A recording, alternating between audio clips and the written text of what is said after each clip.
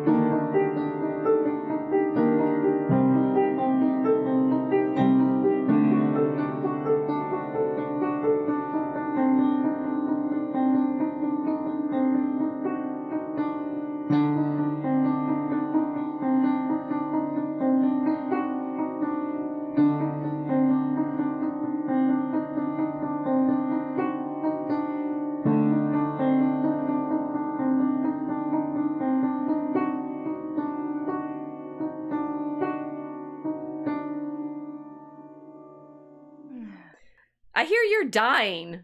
Are you? I am. Again. If we laugh too much, people are going to complain. Did you know that people watch our streams and say we cackle? Do we cackle? I don't think. Yeah, we probably cackle and laugh out loud. I mean, are we scaring? We're scaring the villagers. We are. Are we? Us witches on the internet. What are we doing here? What are we doing here? Yeah. I almost didn't make it. I had to drag myself out of the coffin. Just stumble around trying to find how to get myself back online. I didn't think I was going to make it today.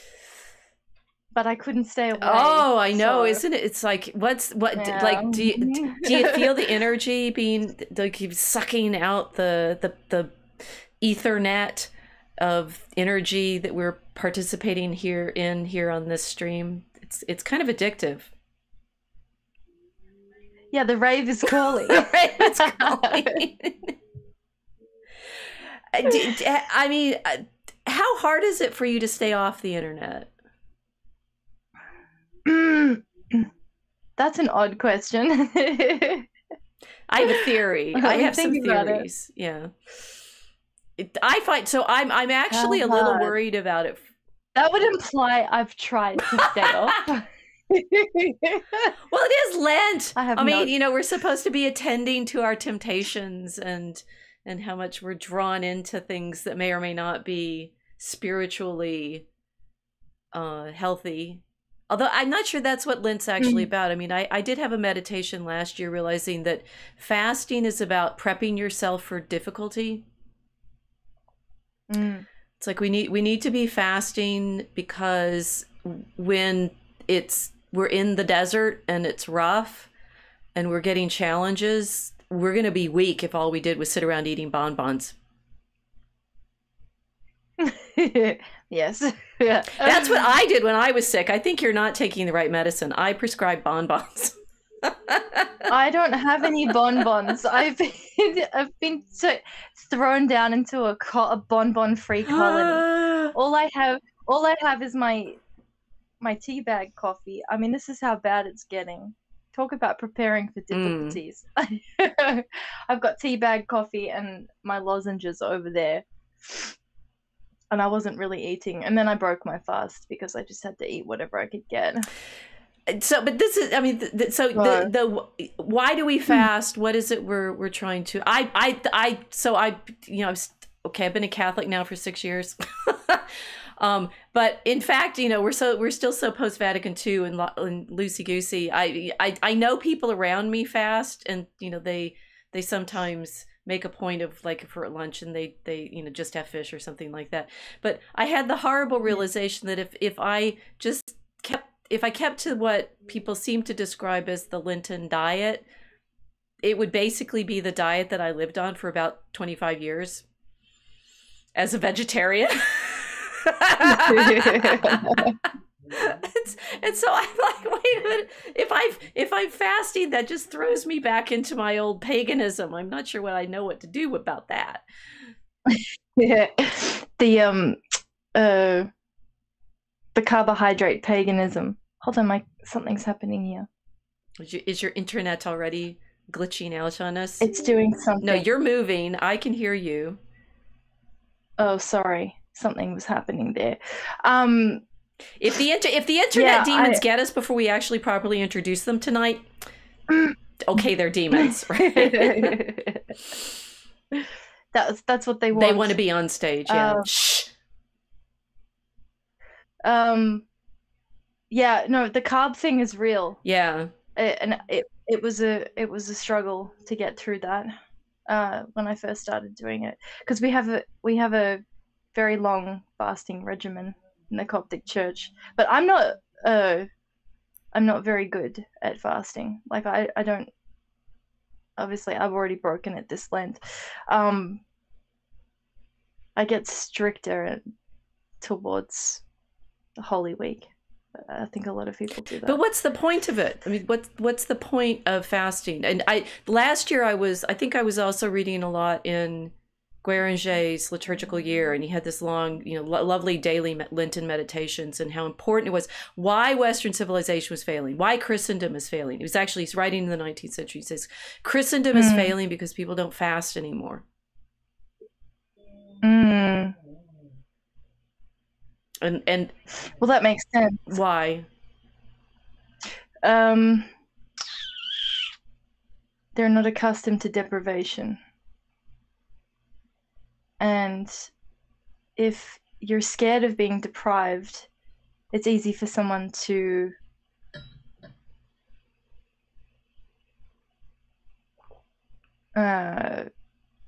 keep you on a treadmill of consumption. It's far easier to keep somebody on the treadmill of consumption when they fear deprivation. Yeah. Could this be why women have such a hard time on the internet? That's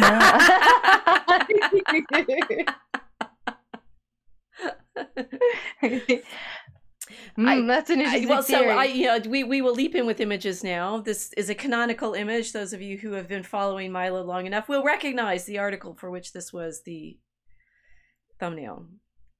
She's crying. The little girl is crying. Oh, the little baby girl, she's crying. Yes. and this was back in 2016, in the days, you know, post Gamergate recently, and it's like, if women have I should probably pull this up so I can read off of it, but whatever, I'll do it from memory. What Milo wrote is, if women have trouble being on the internet, they should just log off. Just quit. Just cue hysteria over how mean he was to say that they should log off. Why should it be so difficult? I can hear the screams from here. Reverberating through the space-time continuum. It's interesting theory. Can we log off the internet? I don't think we can. Okay, that's another layer. That's definitely another layer. Practically, I don't think it's possible. It's just not possible. But we were talking about this the other day, and I said that I think men and women are using the internet for completely different reasons. So scanning over what Milo said in the article was great. You know, what was it? Boisterous and challenging, or confronting and autistic. Being that way online is a very different way to approach the technology than the reason that I think a lot of the women are doing it, that were angry at him for being told to log off. So he's basically gone and asked women to deprive themselves of something that's upset them. Fasting, but fasting from what? What is this internet that we need to fast from? And I think, and I am actually, those of you who are watching in horror know this is not going to be all about women. However, well, I mean, we did that one last week. I do think that what women's problem with logging off is a good key into what it is that we're trying to understand. It's like, I don't, it's like, guys, you know, if you're listening and or have not been driven away by our cackling, how hard or difficult it is for you to log up. I mean, we've seen it in our various, you know, Telegram conversations, that some guys seem to get just as caught up and seem to depend on the world of the internet interaction as a kind of, shall we say, drug. Yes, I think that's fair to say. And what kind of, and so you're saying that in Milo's article, he's pointing out that men, I mean, he said it a lot over the years, right? It's like men on the internet, you know, love,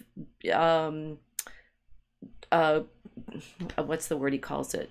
Hazing, right? They love hazing each other. They're in this, as you say, boisterous, autistic, experimental. I mean, I just see it as a fence, or you're bouting, right? And so I've definitely seen women in fencing.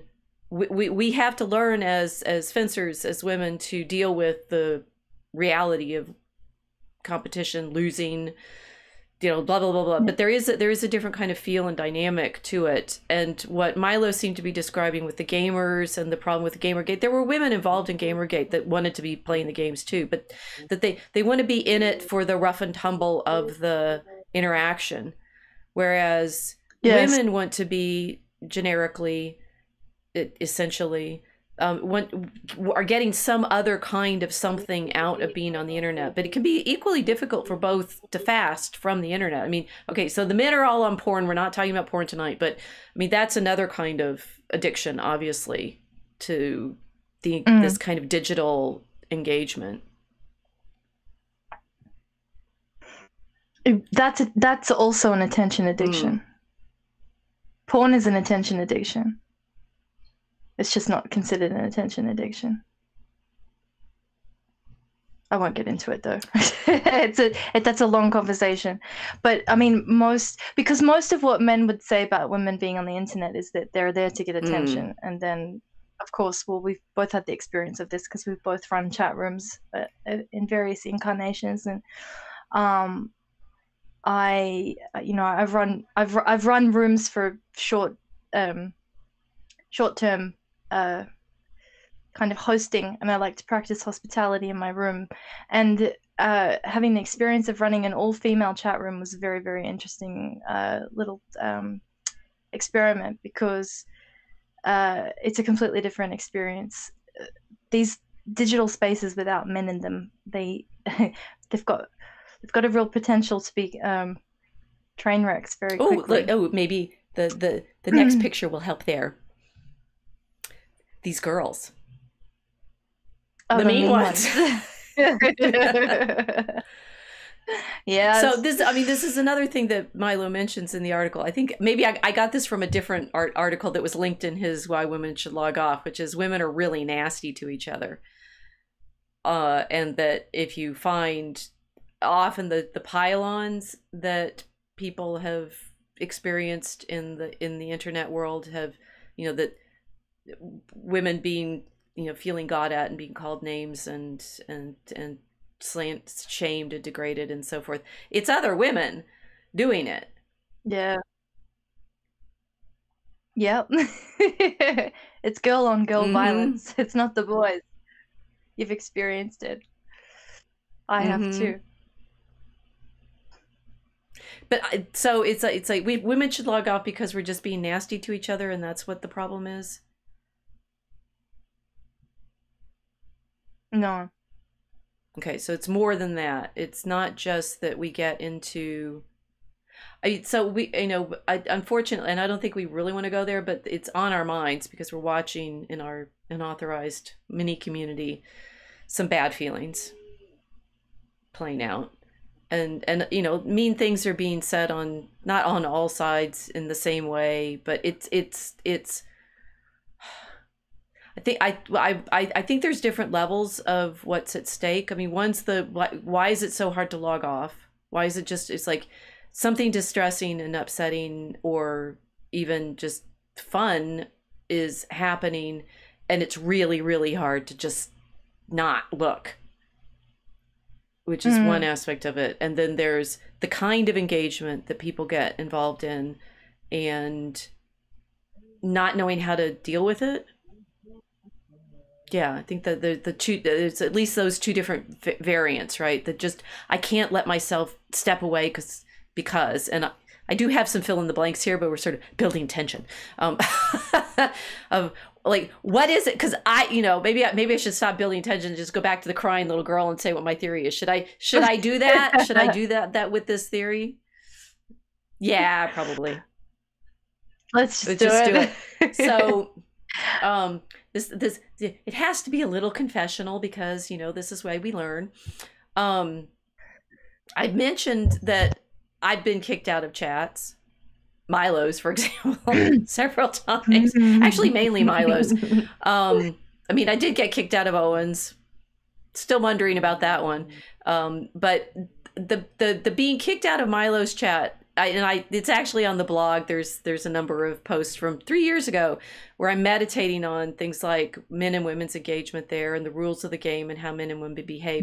But the main thing that I remember and recognize, and I don't think I've actually blogged about, is how much I cried when that happened. Right. And it was, I mean, there were layers. You were there with me. I think we've talked about it a little bit. But the thing that I noticed most was that you're cut off, right? And at first I was thinking that it was, actually personal, the sort of feeling of being rejected by those particular people. But I've come to some understanding. I think it's simply addictive. I think you're cut off from your supply. And that's why you end up in tears. I mean, it's the same reason you end up crying because you didn't have your chocolate. It is flat out addiction. And then when I started paying attention to that, think about, I've been noticing that this past week and sort of clearly warming up for this. What happens when you're in the sort of state of scrolling through chats, and Telegram is powerful for this, right? Because you scroll through all the channels that you watch, and you scroll through the chats, and you look to see whether anybody's responded, and then you look over here to this other response, and of course you want a happy response to whatever it is you said. That makes you feel happy. But another response is also good because that's a response, right? And there you're in, and you can sit down and not stand up for hours being in that absorptive dream state, I think. And I think therefore when people get kicked out, and I think this is playing out in the other chats and the other situations quite powerfully, when you get kicked out of something that you are, it doesn't, whether it's positive or negative, I'm not quite sure it completely matters. It's, you are in it, right? It's all of your attention's focused into it, all of your engagement in it. And the ability of these online digital spaces to be moderated so that you are instantaneously cut off from this entire engagement that you were involved in, you burst into tears. At least I have. right? And no, and then I'm just wondering. but the thing is, the place I understand this is in fact from my fencing, because the fencing is the same problem. When we bout in a tournament, first you do a round robin in a pool, and you from those bouts get a seeding into the second stage of the event. In the pool bout, you lose, you get another bout, although with a different person, and you sort of keep going. And it is fraught because you need a good seed for the elimination tree, but you still get to keep fencing. In the elimination tree, when you lose, you're done. You're out, right? And presumably anybody who's competed in a elimination tree setting will understand this feeling. When you're out, you're out. You don't get to try again that day. You are finished. And then I started putting these two things together of the way I have reacted, it's on the blog, to losing in those elimination situations. And it's crashingly crushing, right? You don't get to start up again and redo or fix it, or no, you don't see these women for another 3 months or a year or something like that. It's done. You're go. And the intensity of the engagement is so powerful that absolutely, men not so much, but absolutely every woman who has ever fenced has ended up in tears. Absolute guarantee. Yeah, it's intense psychological pressure. See, it makes sense to me from the perspective that maybe not in all fields, but in most of them, I find, well, I've had this experience as we've talked about, hiding my face and staying anonymous for as long as possible because I was having intense internet bouts with everybody. And I knew that as soon as I lost my anonymity, it would change the engagement, because then someone would be fighting my face. Because no matter what happens with women, that aspect of it always comes in somehow, which is why when women get nasty with each other online, they always bring up another woman's looks, no matter what. It's, as you mentioned in the blog, you expect women to be fighting based on skill, knowledge, competency. Women don't fight like that. Not at all. They don't care about skill, even if they say they do, but they don't care about it. In general, this is a generalization. There are exceptions, but there are exceptions that prove the rule. And when women are put into that psychologically precarious mode where their skills are tested and then they're knocked out of those kinds of rounds, then the other side of the competitive nature of a woman sort of is there as well. So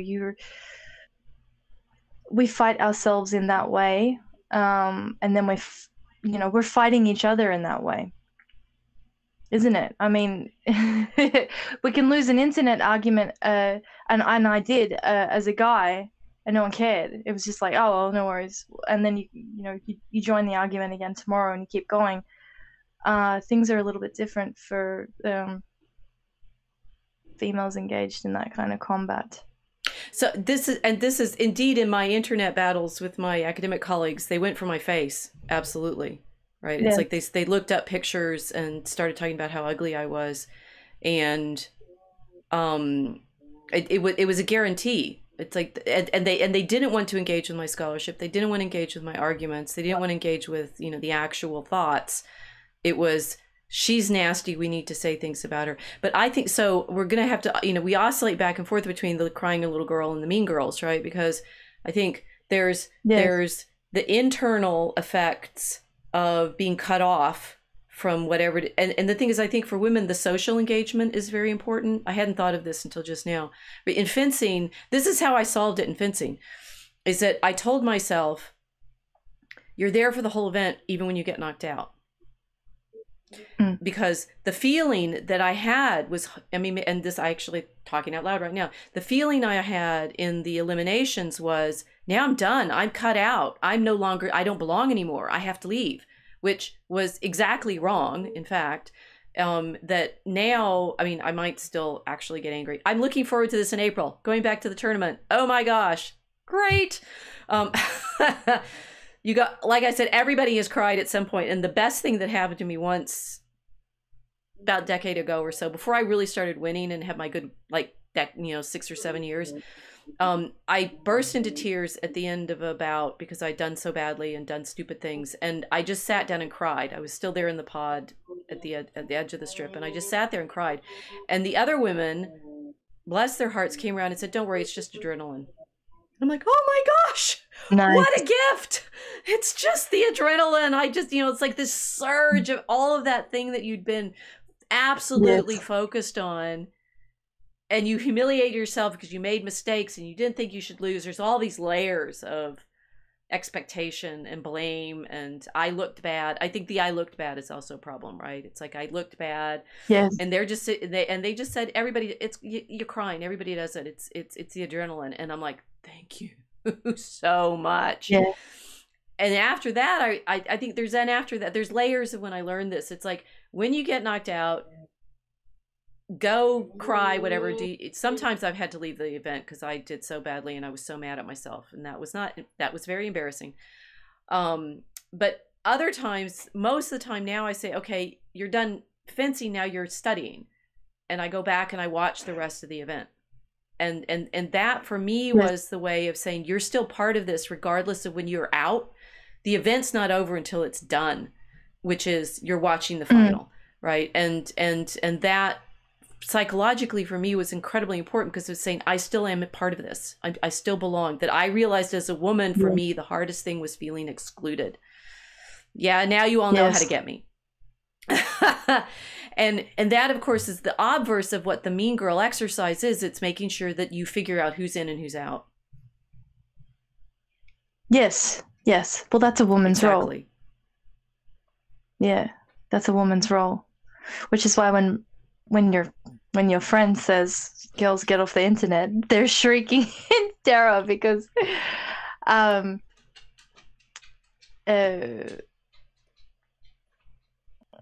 it's the edict to be exiled from the social realm.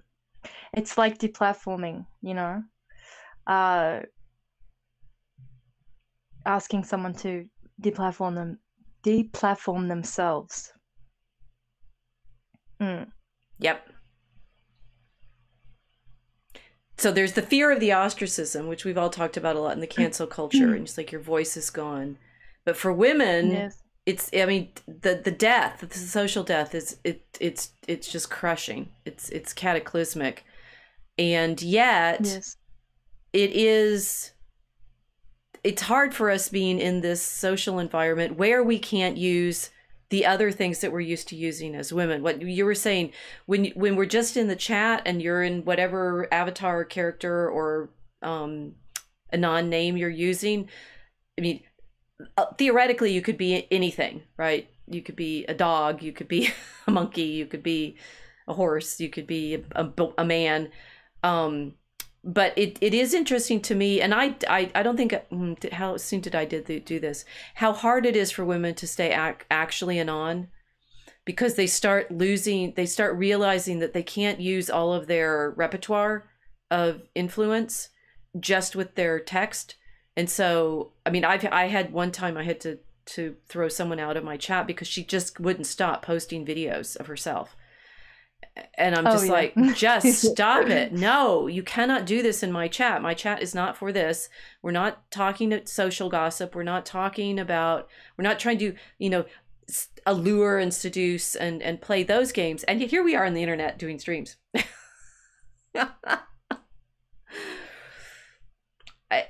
I should have worn my burqa. Yeah. I just wear the same costume. Well, I wear the same thing every stream, right? Because I'm like trying to stay in my professor costume and not turn into worrying about other things, right? It's like, I've got this one. It's my uniform. This is me, right? Somebody remarked it in my stills from last week. It's like, yes, I do, in fact, wear exactly the same thing every time, unless at my mom's. I don't think anyone would notice. It's always black for me. Okay, so here I'm thinking about the kind of response that guys have to that same competition pressure. So especially with tennis players, because as everyone knows, the Australians host the tennis. Right. So we're familiar with tennis players. The difference in behavior with the men and the women is really interesting. The guys get angry, so women cry because of that adrenaline surge. When the guys throw their rackets, they get mad. They're full of rage. The difference in the response, the difference in that response to having that adrenaline surge is rage versus all-out sadness. We'll go back to the crying little girl. Well, we have a rule in fencing: if you throw your mask, you get black carded and you're thrown out of the tournament. There's a reason for that rule. I mean, those masks are heavy, right? So if everybody, the number of flying masks there would be from people being angry, you can't throw your mask or anything else, for that reason. So we have our first super chat. Rebear Steele says, "Thank you for the stream." Thank you, Rebear. So okay, so we've been validated. We get to be on the stream now. Okay, so we recognize there's some stress and tension and tears and mean girling and stuff like that. Why are we doing this? Why are we spider women on the internet? Right? It's like, why put ourselves through all of this?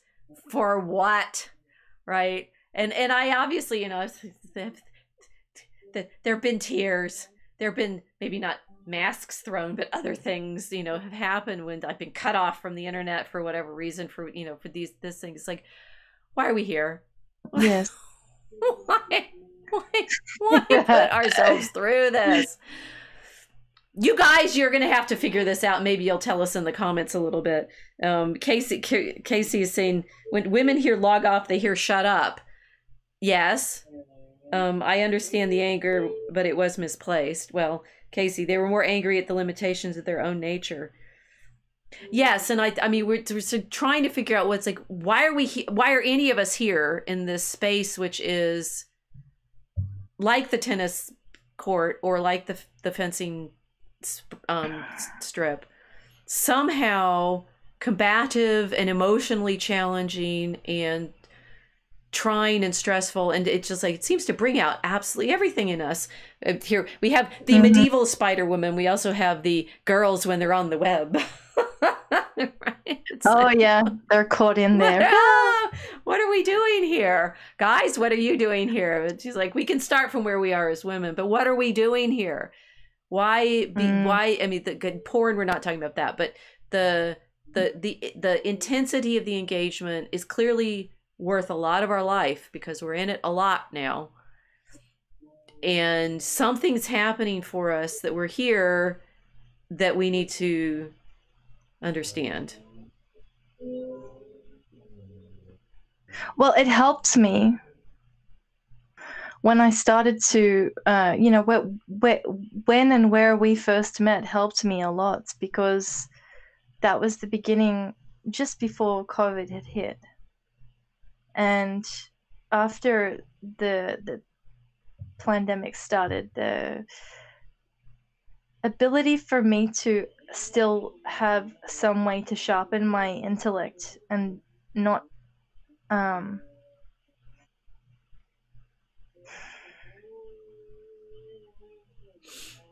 not be surrounded by a kind of monotone of despair was really important. When I was in the chats, I got to game. It was like, yes, it was killing time because obviously we were locked inside for a really long time.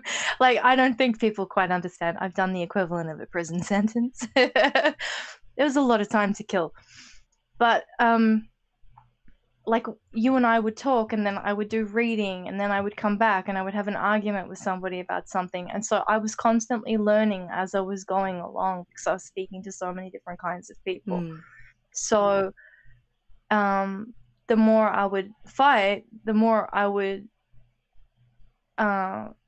just have an understanding of a different topic, whatever it was, the topic under of discussion, but also realizing I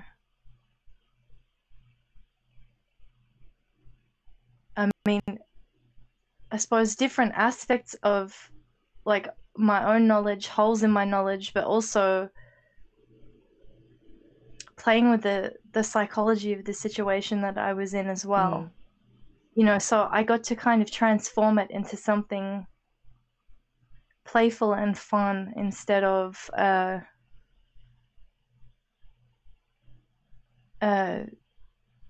this horrendous, you know, pit of lockdown despair.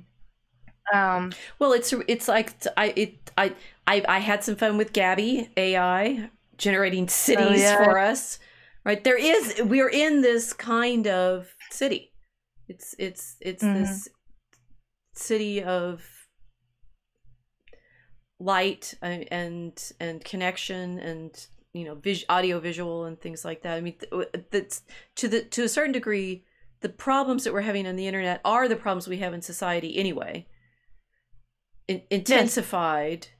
And you could also say honed. I mean, we are using, you guys, you realize we're setting you up for something in particular, but these metaphors of competition and sport and training and like this kind of artificiality of the rules that you play in a chat room versus a game versus, and you're talking about now about honing your skills of reading and then coming back and arguing. And then when we started writing all the poetry, we're actually training to a particular art form. Yes.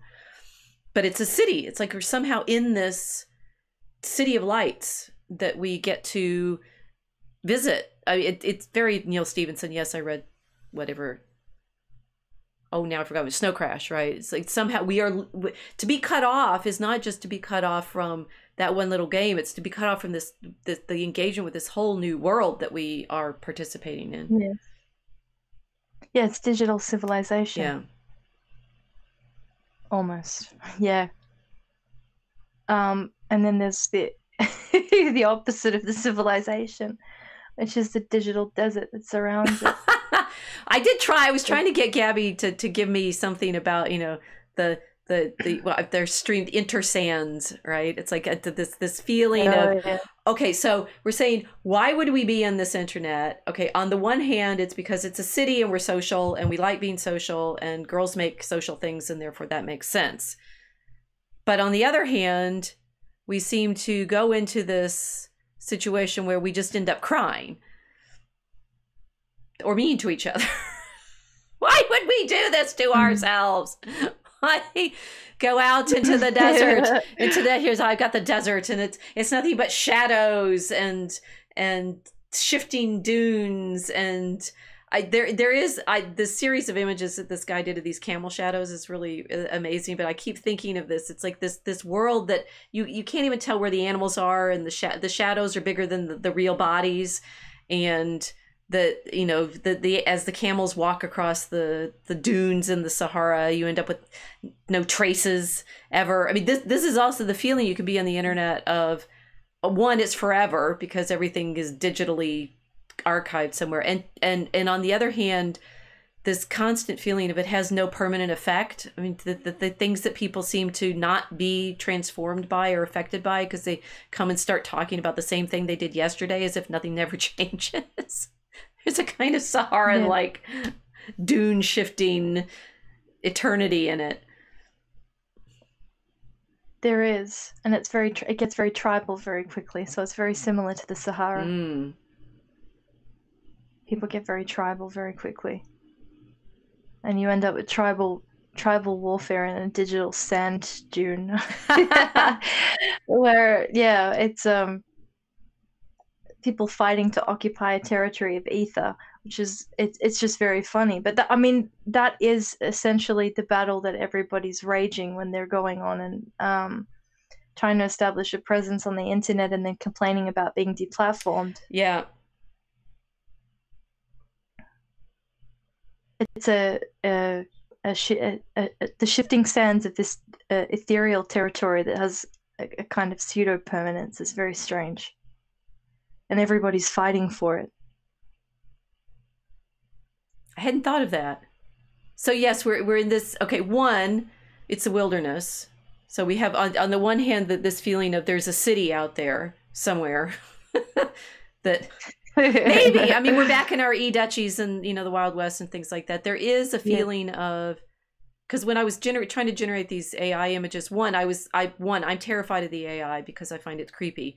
But I realized that for this conversation, this is exactly what we're talking about. We're talking about the way we live in this digital world.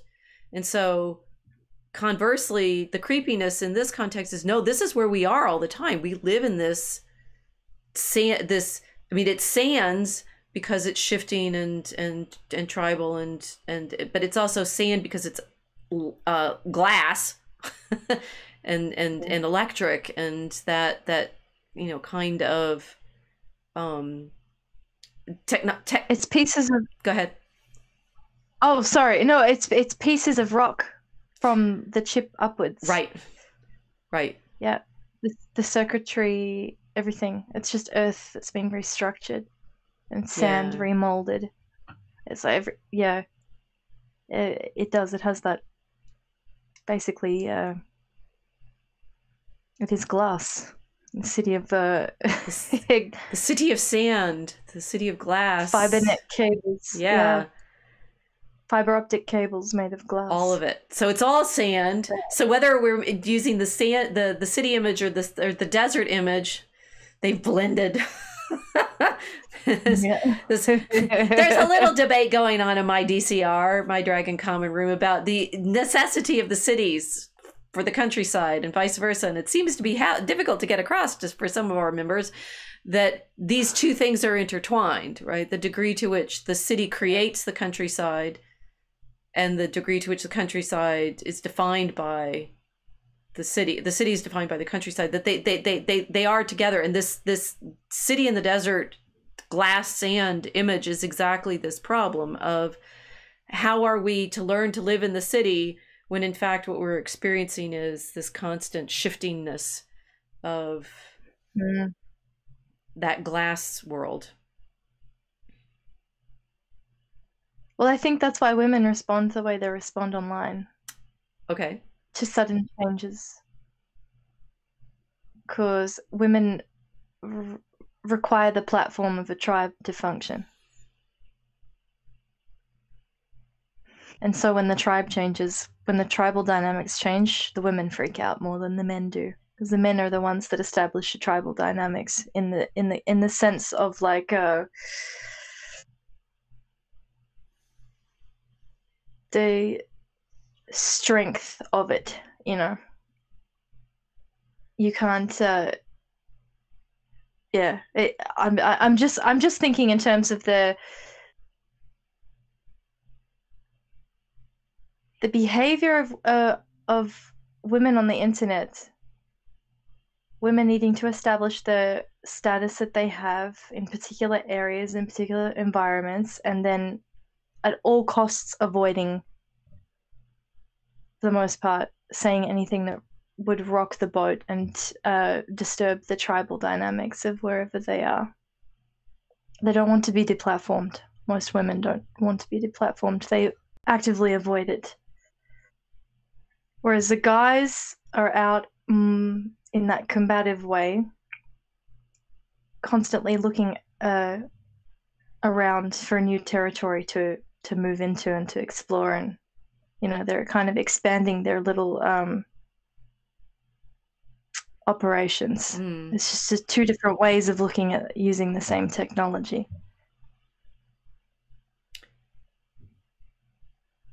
Yes, and the women, we've seen this in the chats too, the Telegram chats, the women get very possessive. I mean, yes. we are allowed to possess our own chats because there are salon, and hers is different from mine. Although we have a lot of overlap of people, they come and go, and some hang out at the diner, and then some come to the DCR. But the women taking over men's chats, which is of course the reason that Milo was writing the women should just log off, because women were moving into the men's spaces and then trying to treat them as theirs. rather than creating. I mean, it's interesting because I think it's like in the intersection between the men are wanting one thing and the women are wanting another, but the women also seem to want to take over the men's and take over what they were doing, and the being upset when the men behave like men in their situations, which again was the Gamergate problem and the thing that Milo was writing about.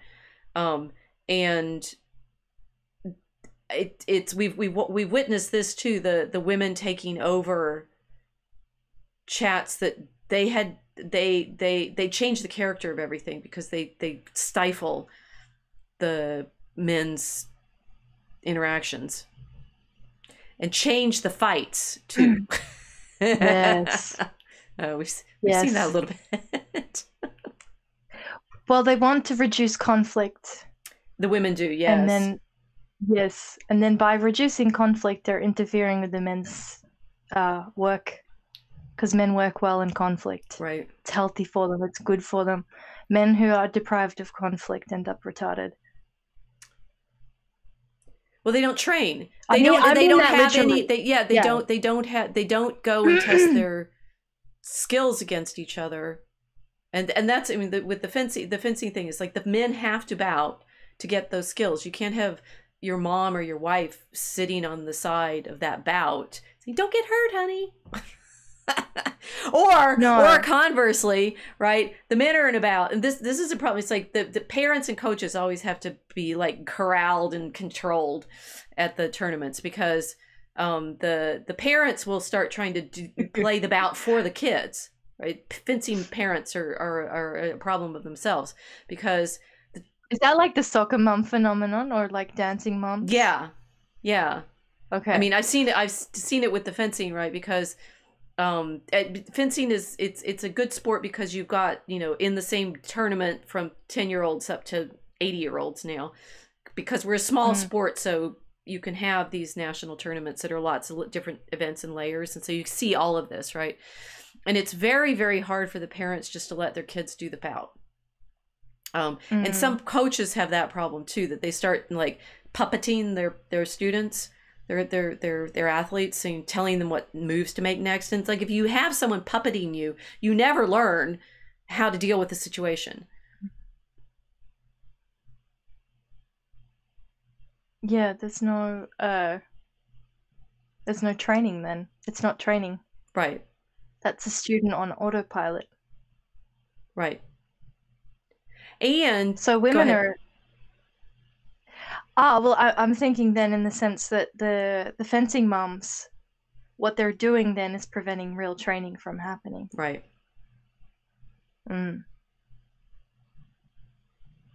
Which is what Milo said that the girls were doing to the boys on the internet. Well, what he said was they were. I mean, I did a little cartoon about this called Lobster Side, which has. I mean, it was in the Google memo about the way gender differences were affecting things. James Damore, right?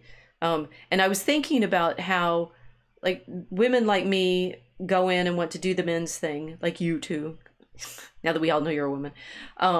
And we do actually want to play by their rules. Although I recognize that even wanting to play by their rules, I still default to women's moves sometimes. Please don't hit me so hard, I'm a girl. And then once women are in there, other women can come in, and once the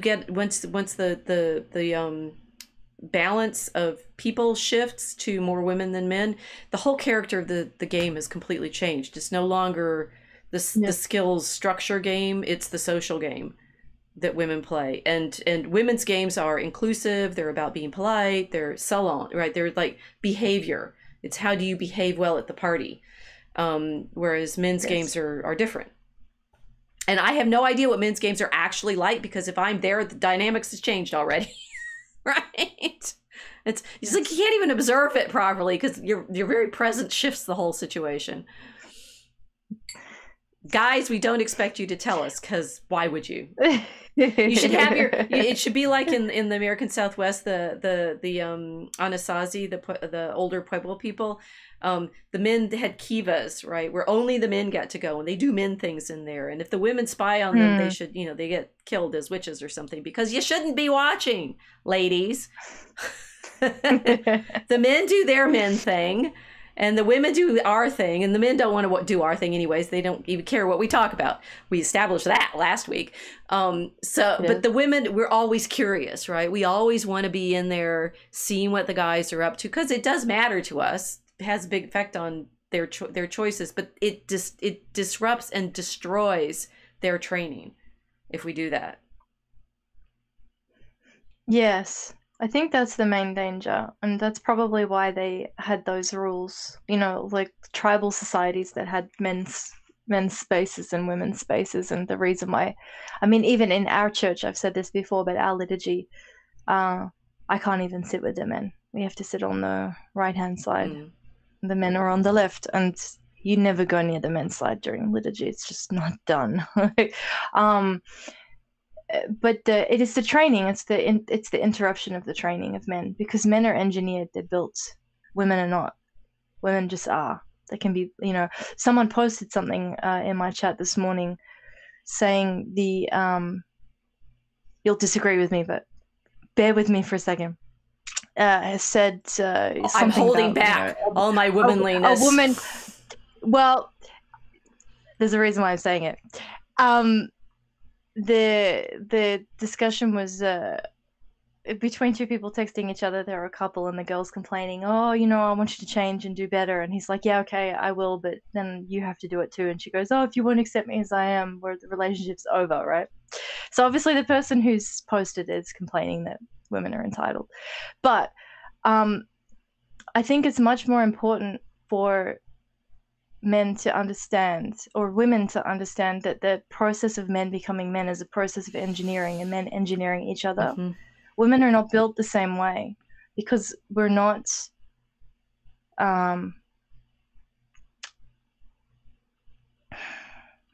forged in competitional pressures in the same way that men have to be in order to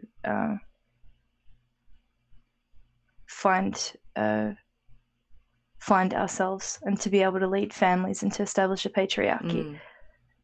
That's why I don't think women are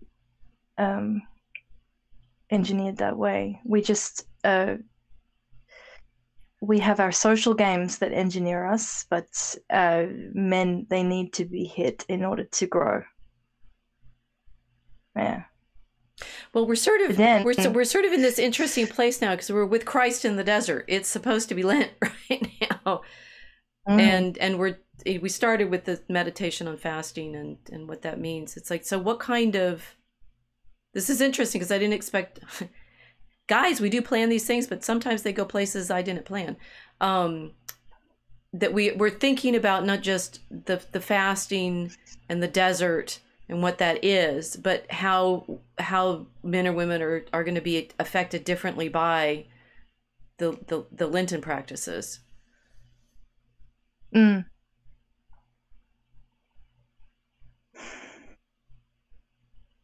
Well, it's interesting. Christ had to fast. Christ fasted for 40 days before he established his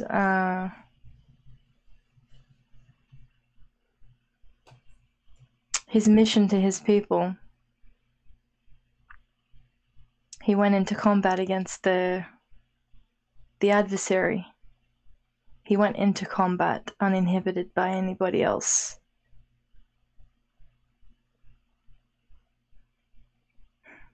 I'm thinking about how it's different for men and women.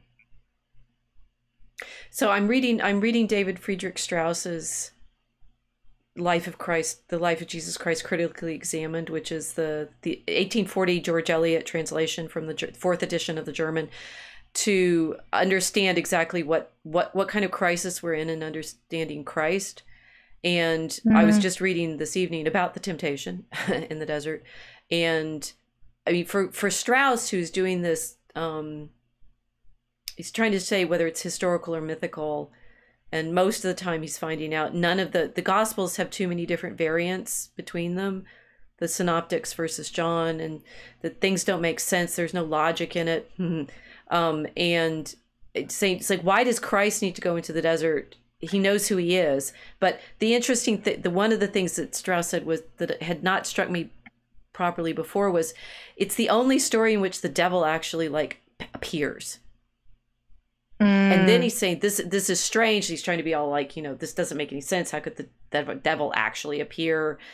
And in previous meditations, I've thought about the specific temptations that Satan brings, but that what you're talking about, he had to go into combat. It's like, it is the one place in the Bible where Satan actually manifests in some way. And then, to work, to talk to Jesus, it seems he appears to him and then tempts him with the food and the angels will catch you if you throw yourself off the temple, and bow down to me and I'll give you the world. Yes. But it is a combat. It is. It was combat. And in proper mythological terms, Jesus needed to do this to do the training. I mean, we do recognize this, that he goes through the temptations we do so that we know how to deal with it. But yes, he had to go through the training to be able then to go through what was coming, which was, everything from his teaching and his compassion for people to the crucifixion and his, betrayal and abandonment. Yes. Yes. So the preparation for his death in various stages. Well, I think quite bluntly, and this is, so I have been Fencing Bear for a very long time.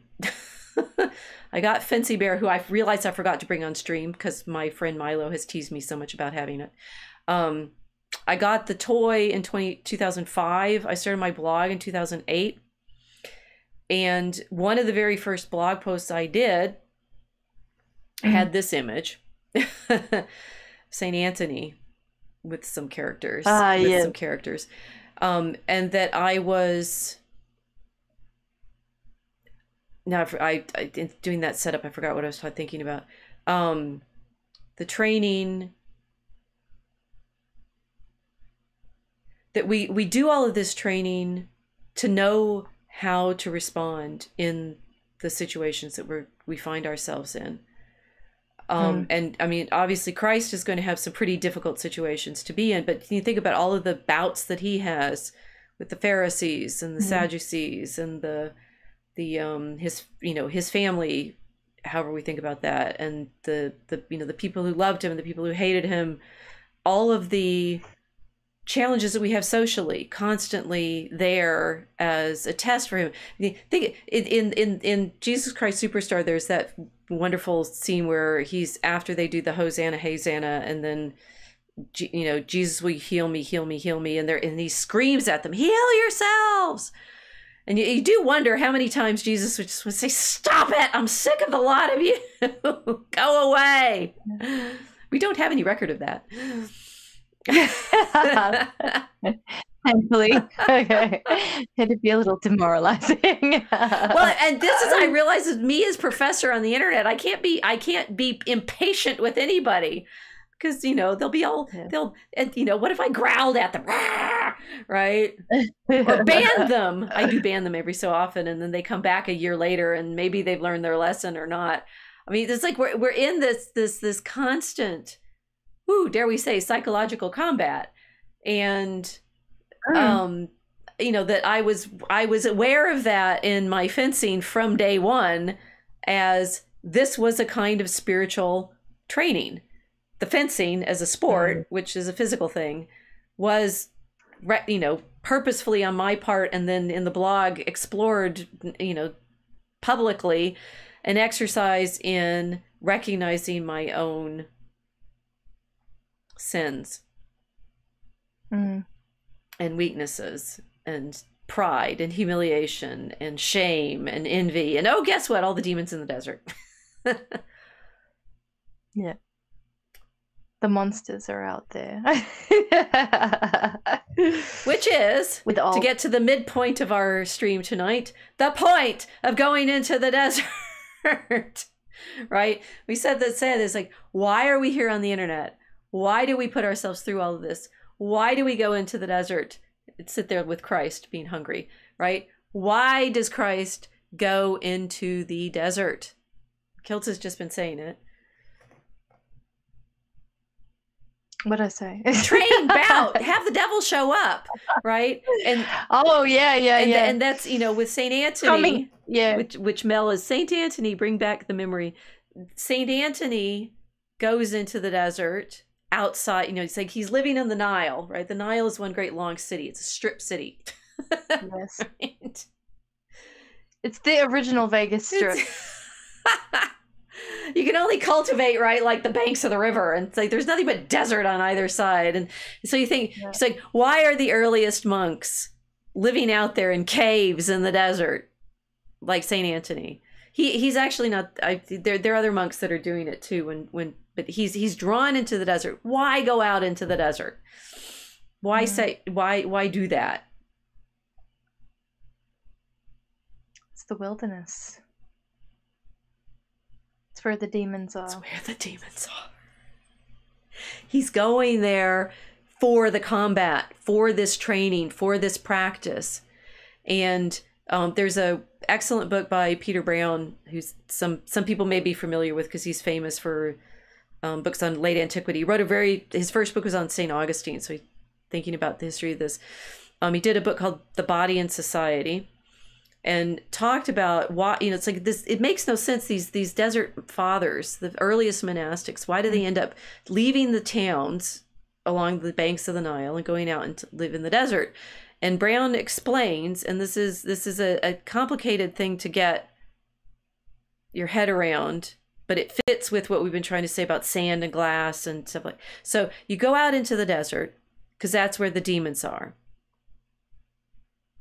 What are demons? Here we have skull. No, there. Oh, I messed up my slides. Here's the city on the hill, right? And here's this Gabby AI somehow still trying to do my vision of. There's this desert that you go out into in order to have your combat. And that's the one I was looking for. Aliens? No, Scully. I'm based now. I'm hunting demons. How do you be a based monk? You go into the desert and you hunt demons. But what are the demons? What actually are they? What do we think they are? Fallen angels. Oh, well, we can go to that too. Here we go. We'll go next. They're fallen angels. Or there's Satan fallen under Christ who's sitting on his rainbow. Ah, yes.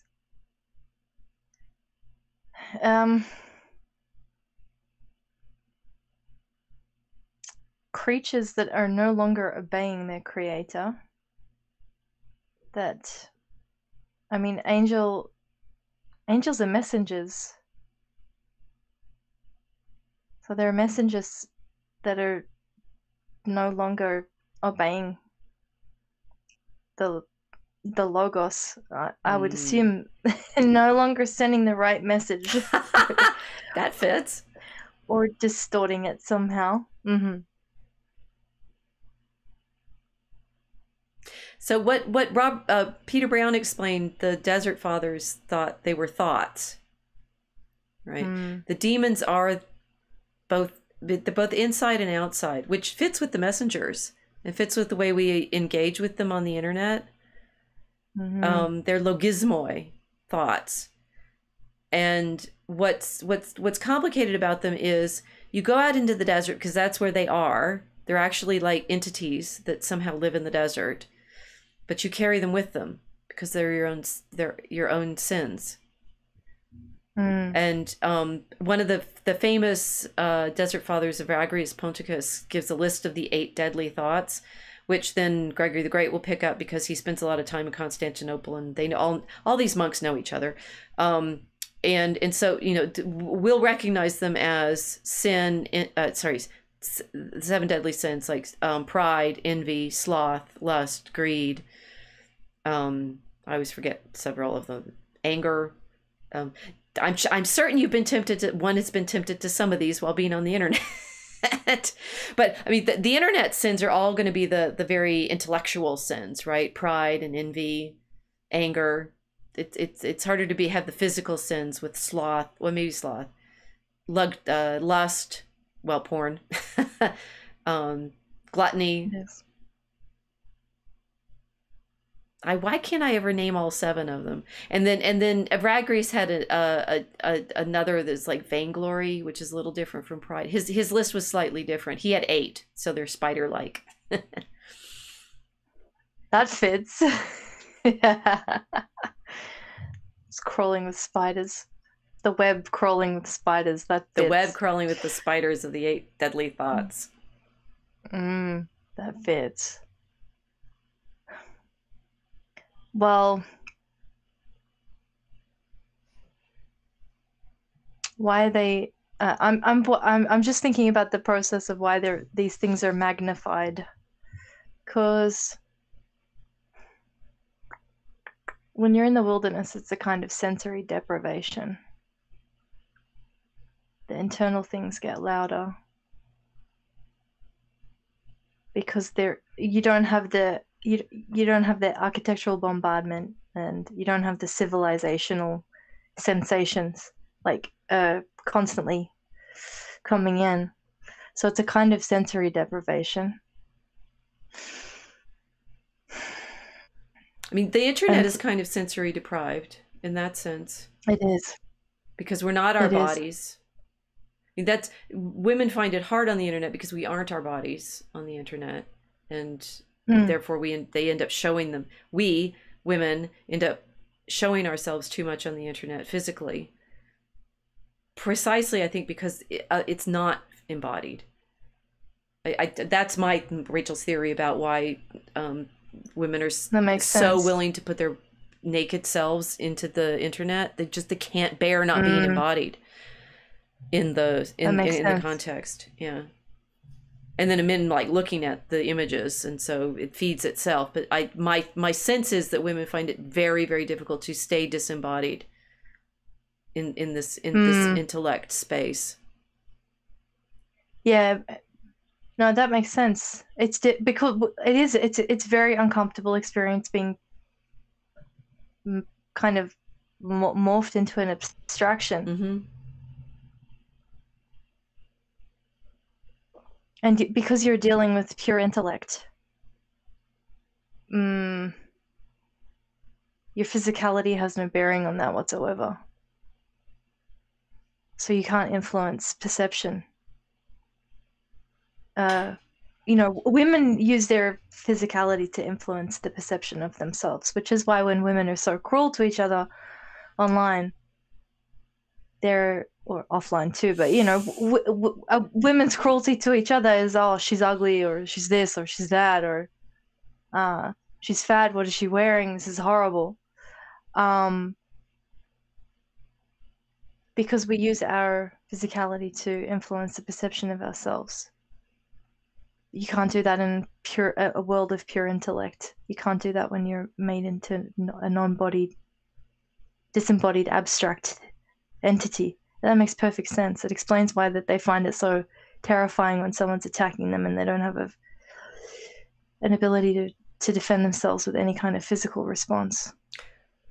It also, I mean, we've seen it too. There's a number of women that we're aware of that have shown way too much of themselves, and I think this is another side of the just can't log off, because it's like you're thirsty. It's desert-like for the kind of engagement that you're actually women are wanting, which is the physical engagement, which they can't have on the internet because it's not physical. And it spirals. Yes. Yeah. yeah, well, women are social, they're relational. They need to have that physical uh, connection in order to build their social worlds. Yeah, that makes sense. I mean, It makes even perfect even to sense. the point of giving food, right? The sort of Yes. social preparation of food and offering food, and that also explains why women seem to. We are generalizing wildly, but we have proof. Default to posting food. We They do. post their. I mean, I guess some of the men post their food all the time, which I find strange. There's whole channels devoted to posting their burgers, but yes, I'm thinking of particular ones. But I think this is a. I mean, we're sort of talking about the sins, and we're talking about what kind of sins you're done in, and we're still trying. In my head, we're still working towards the definition of demons and why it might not be completely inappropriate for us all to be on the internet, but with awareness of what kind of space it is and kind of wilderness or city it is. But that because of its disembodied nature, it has its own repertoire of temptations because we're so desperately trying to create this embodied thing that can't happen for us in this city, in this sand world.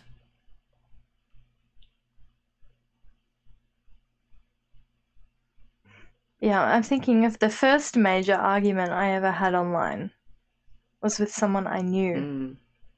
It reminded me now. Okay. Oh, good.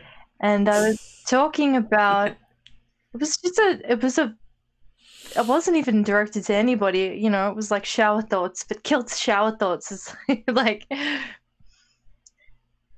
the African nationalists were the first people to defeat a fascist power. So calling nationalists fascists makes no sense, right? So it was me being autistic and just speaking out loud and saying, I don't understand why everyone's calling nationalists fascists. This doesn't make any sense. They're not. The nationalists defeated the fascists. Why are you saying this? Someone picked it up. Someone that I knew very well. But responded in a very, very different way that was shocking to me. Like, even now, if I think about it, my heart starts beating really quickly because it was not the same person. It's a completely different entity responding to the post. How interesting. How I know you. I went to your wedding. I mean, your wedding photos, because I was in the bridal party. They forgot that it was me. Suddenly, it was someone defending an enemy. In this case, nationalists are the enemy. So I'd been stripped of my real identity, and then suddenly I'm in digital combat mode. So we're in the wilderness, and I'm having a battle with someone who has forgotten that I exist outside of this space completely. And got very, very nasty very quickly. And it sort of triggered a pile-on. And yeah, it was my first experience of what happens when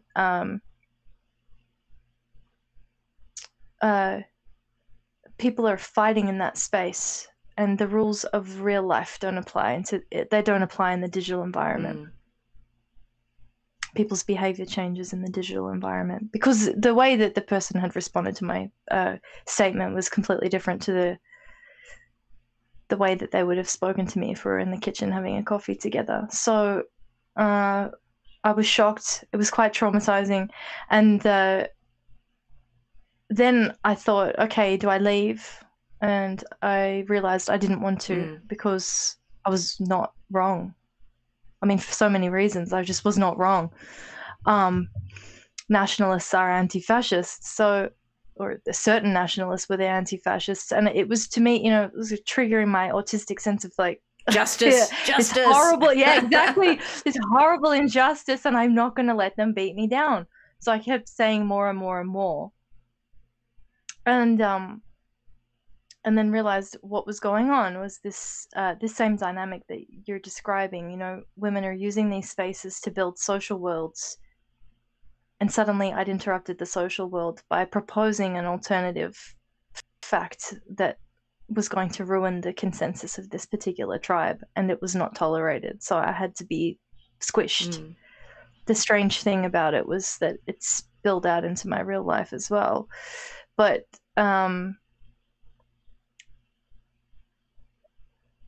you can't rely on a normal relational set of, it's like the Swiss Army knife of your relationship tools. They don't, it doesn't apply online. So I was faced with the shame demon, which is a really big one for women, you know.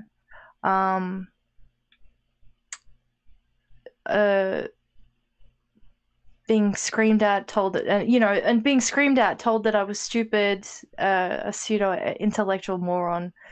But all in all text, of this kind of right? all of it in text. It was just pure text, and then the effect of reading it, it was like, wow, who or what is attacking me right now? You know, it's like this person has disappeared, and now it's something else. So it just, you start to see the effect. It's not two people arguing anymore. There's something else coming through in that moment that isn't just a person. Okay, so this gets to, we've got the demons flaying and roasting someone. Of course we do. Right, in the Desert Fathers, the logismoi, these demons are out in the desert and they have real existence, but they also work on your thoughts, and you seem to bring them with you, and they go there to practice against them. With the internet and that, what you're describing, I started, so my BasedCon host Robert Crozy is, his new book is coming out. His Cross Time Crusade is coming out, and I was reading it because I gave him some advice on the Templars. Shh. And it's very interesting because it has demons in it. They're looking for a book about demons, and he's theorizing about the demons that are manifesting because of the internet. I'm not sure how much I can say, which is not. I mean, he's got his Kickstarter. You guys got to help fund his Kickstarter. You can buy the books. That because of the technology that we are involved with, it's. Let me see if I can translate it into my own understanding. So in the ancient world, they have this idea that cities have geniuses, right? That they have deities, beings, egregores, right? Everybody knows about those now. Jonathan Pajot talked about them once, that emerge from the interactions of the people in the city somehow, right? It's like somehow a city has a demon, a daimon, that is its, and in the, the ancient texts, they seem, well, Fustel de Collonges, who our friend Ken was reading, was talking about how that's the way that the city defines itself, by its recognition of this entity, being, demon, whatever it is. And that, I mean, one, those are real. Two, in Christian thinking, those are false gods, but they are real gods, right? They're just not the right one to worship. So, and those are the beings that in like proper idolatry are taken into the idols. We talked about idols a few weeks ago, right? And that they somehow inhabit the idols, but they can inhabit cities. And what I think Robert Crozy is doing in his book is thinking about, well, they can also inhabit the internet, right? It's like it kind of also fits with Charles Strauss's theorizing about information magic and mathematics. That it's like, once you get all of these information processors that we have, all the motherboards connected through all the internet and such, like, these beings are emerging from it. They're not, I mean, it's whether they're conscious, whether we can't really control them because they're all of our collective activities, but they are definitely somehow feeding on us. It's, well, one, pretty terrifying. And two, that means like every time we come into the internet, we're potentially engaging with them. Now, you could see, if you were listening properly, we do it every time we are in a city too. I think if there's fear of cities, it's to a certain extent, a fear of this kind of collective reality. Mm. And whether you're in Chicago, where that collective reality has one kind of character, or whether you're in, I mean, cities have characters because of this. New York is different from LA, and it's partly geography, but there's also a real sense of collective reality. We're doing Mm. that on the internet too, of creating these. I just keep saying, it's like it's an entity that's a reality that comes into being because of all of our interactions. And that you were having Mm. that experience with your friend. It's like these channels of trained, disciplined thoughts or chaotic, terrified thoughts. Rachel's theory of current politics. Because all of these entities keep getting activated by our collective activity. Mm. I wonder if I can peek in Rob's book and get a little bit more exact. Melusine, I wonder if it was wondering if it was ourselves. Yes, it is. It is ourselves. We are. I mean, all of it's like, but yes and no, right? We somehow in the Bible, the angels and demons are real. That the devil tempts Christ in the desert. That's somehow real. And the desert fathers go into the desert to train themselves against these entities somehow. We in the internet are in this situation of experiencing them, but so okay, well, we can't escape. They're everywhere. That's they're part of our reality, right? That they exist with us. But if we don't train against them, they'll trap us in sin. There, said it. Yep.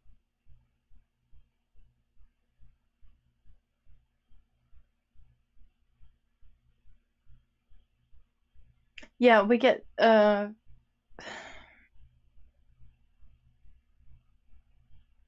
trapped in sin, and another way of describing that would be trapped in the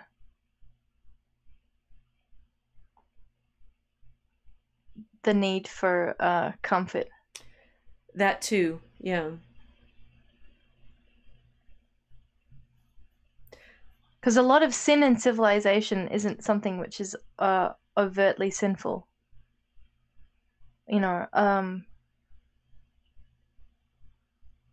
I mean, gluttony, for example, can sometimes just look like a need for comfort that escalates more and more and more. So, yeah, it's a fear of deprivation which keeps us in sin.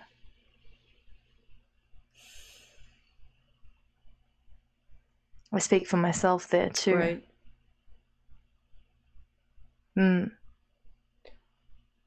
This false claim that there's only so much of something. This kind of scarcity hustle. We're afraid of death because we think this is the only life we'll ever have. And so what do? We do everything at all costs to avoid death because this is it. It's this kind of, we don't want to be deprived of this life. So we'll do everything we absolutely can to keep this one, to make it as comfortable as possible. Christ liberates us from that fear of death because we know that we have another life in him. There's an out. But if this is all that there is, then we're in scarcity, and suddenly there's a potential deprivation, and it changes everything. This is where I got when I realized it's why fasting is necessary. It's a spiritual training for sure, and it's calming, in fact, in the sense that you're not, I mean, it's otherwise we're just behaving like addicts, that we can't be cut off from our supply. And it is interesting that our for women in particular, our greatest supply is each other. I mean, that need for the social interaction. And there is also the reality that if we're cut off from society, we'll die. I mean, yeah, men may be okay living off well, I mean, there were women in the desert living as hermits, but it's more likely that they're men. Men do seem to be okay being able to go and live by themselves, but women, we're not very good at it. We go nuts. Mm. I mean, what this is making me wonder is like, okay, so the men have to train differently. Do the women have to fast differently? What kind of fasting are we really needing to do versus what the men need to do?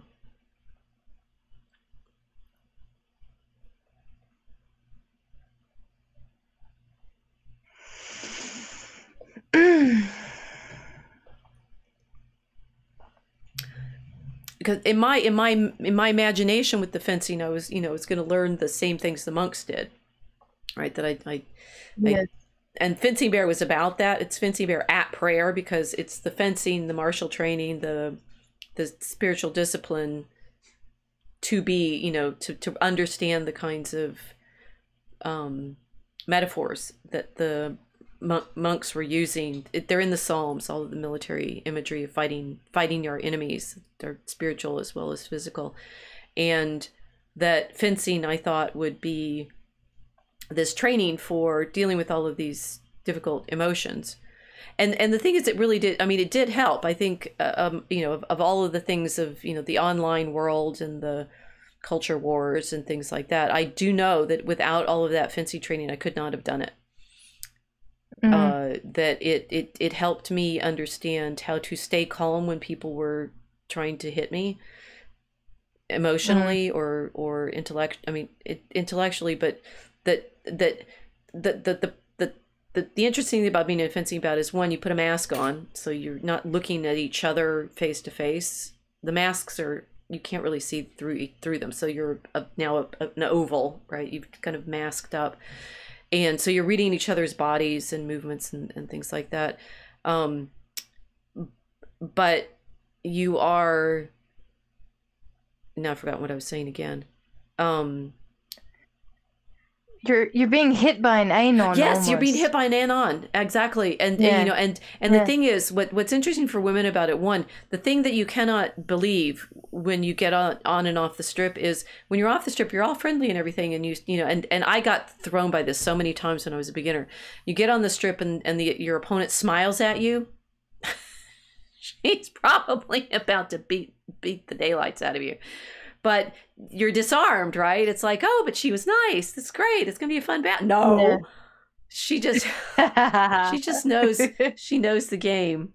Odin, Dr. RFB was a fencer. Very interesting. Yes, I am a veteran level fencer. I had a B rating, the USFA B rating, until COVID hit, and I didn't get to fence for a few years. So now I'm a C.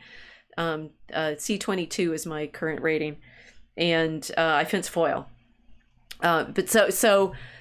You got all this emotion of this person coming at you. You must stay absolutely calm and not let all of the crowded thoughts that you have about what should be happening get in your way, because the should is the deadliest thought you have. You should have been nice to me. I was your friend. Oh, yeah. Because in the moment of the bout takes over, which is, I'm going to do this action. You need to, do the right action is. If you do the wrong action and I hit you, that's my point.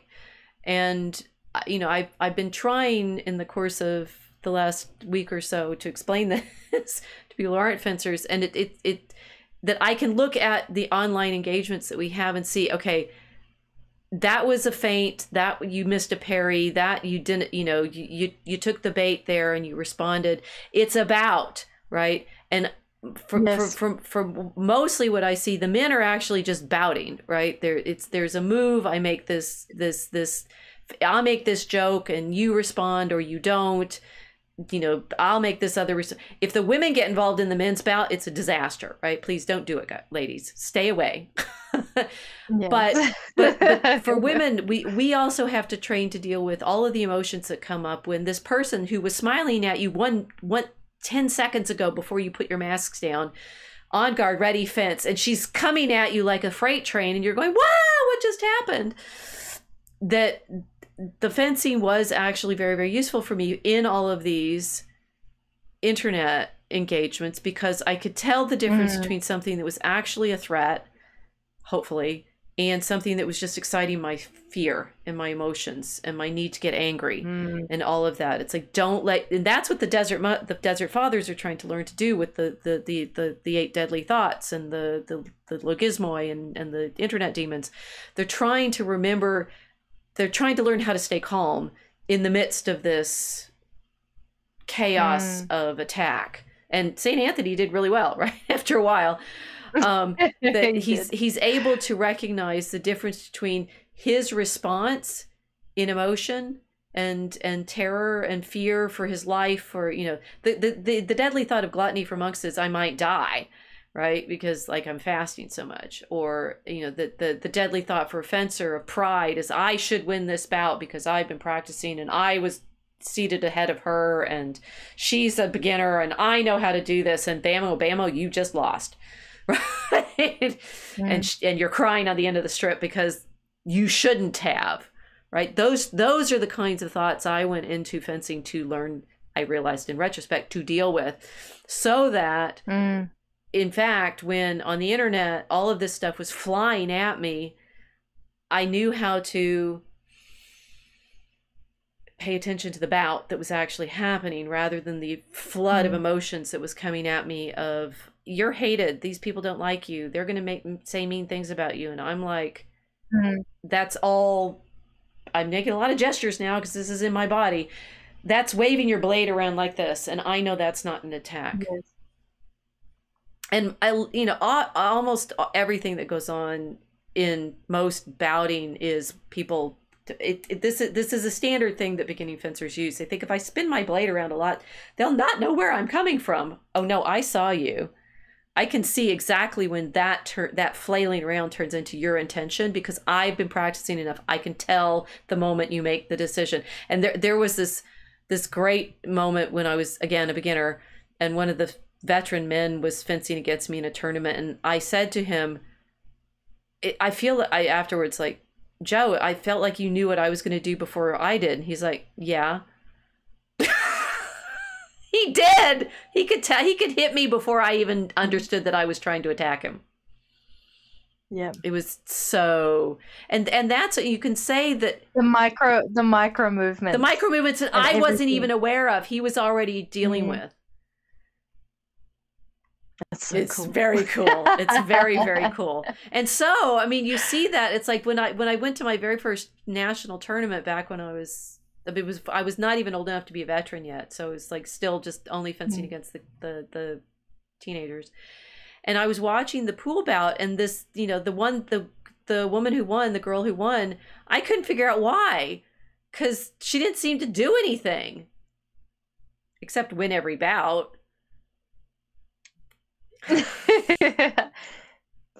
So again, going back to the women on the internet problem, but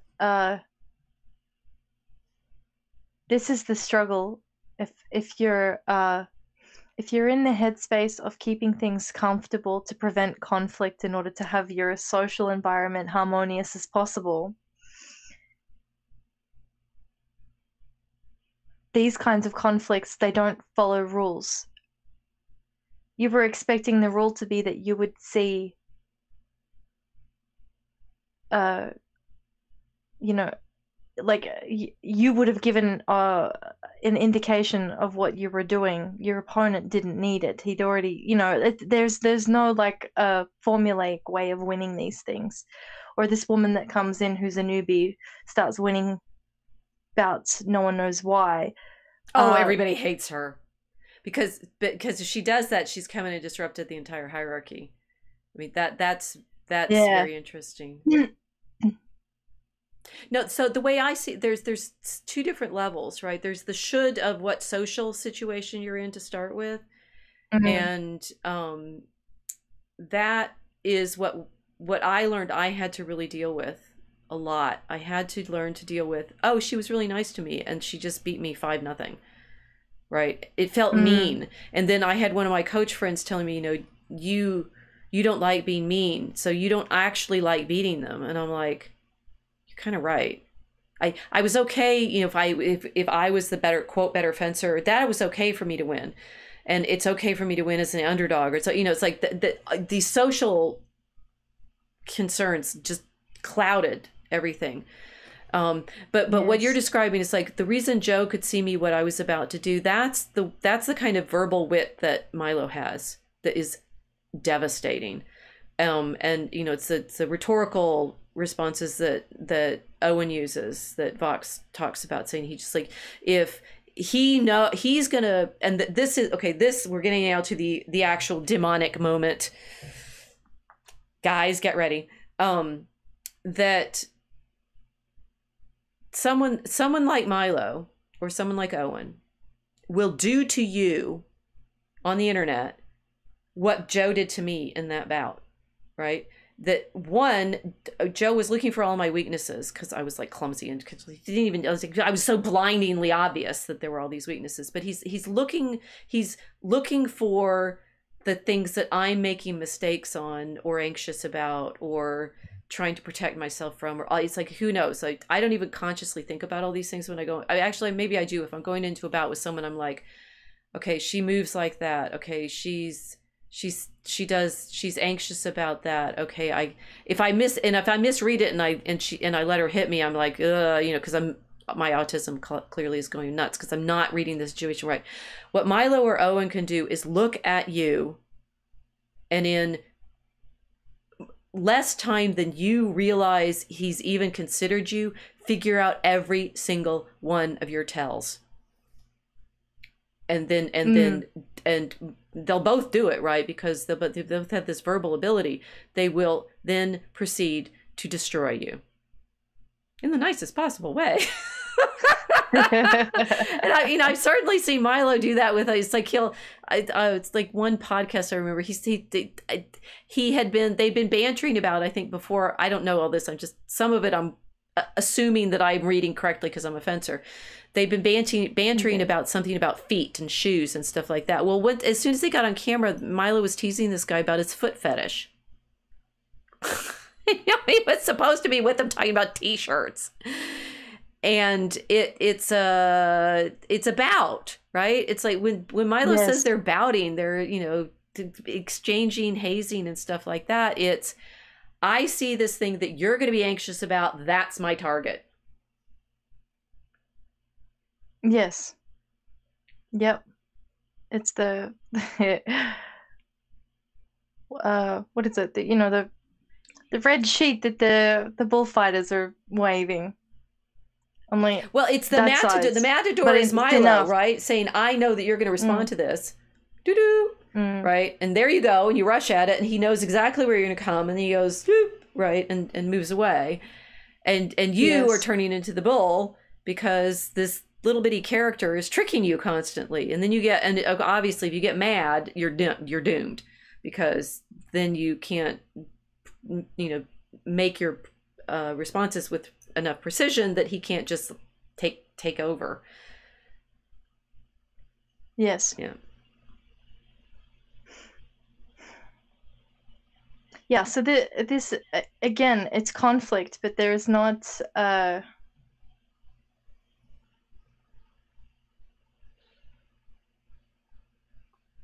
thinking compared to, it's not conflict for a reputational destruction necessarily. So I think this is why the women have a hard time with this, because the women don't talk to each other like this. Otherwise, it's, we don't haze. Women don't haze. We're insulting or we're demeaning, but we don't haze each other. We can't build our social worlds like this. Men have to haze to build their social worlds. So the languages are different. But that means the demons we're fighting in these spaces are different also. Yeah. The way we're fighting them is different.